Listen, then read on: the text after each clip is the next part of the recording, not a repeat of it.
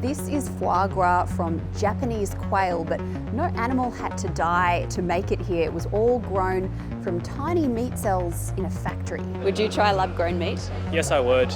As long as there's controls in place to make sure that the lab-grown meat's safe, why not? Yeah, it's a bit weird. Like, meat's meat, why is it grown in a lab? Probably not. I've never liked the taste of meat, but it does sound interesting, and maybe if it's more environmentally friendly, I guess it might suit some people. Yeah, I think I'd want to know more before I attempt it. I probably wouldn't, because I'm vegan, so I think even though it's probably just from cells, but I like the idea of it, but not personally. If it's proven safe, yeah, I wouldn't mind giving it a go, just out of curiosity and see how it compares to real meat. We're in a factory in the inner Sydney suburb of Alexandria, where tiny meat cells will be grown into real meat that will then be formed into pâtés and other products that will find themselves onto the plates of diners in Singapore and likely soon Australia.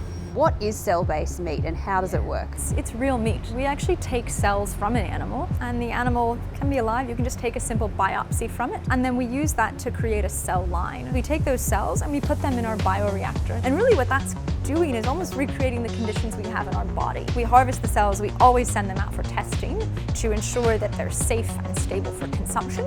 One of the biggest hurdles the industry faces is scaling up technology to try and compete with conventional meat production. This is an expensive product to make. You need special equipment, you need expensive media. I've always said it'll remain a niche product, very different than a piece of steak. It doesn't have that same consistency, it doesn't have the same aroma. Red meat has a very, very high associated greenhouse gas emissions.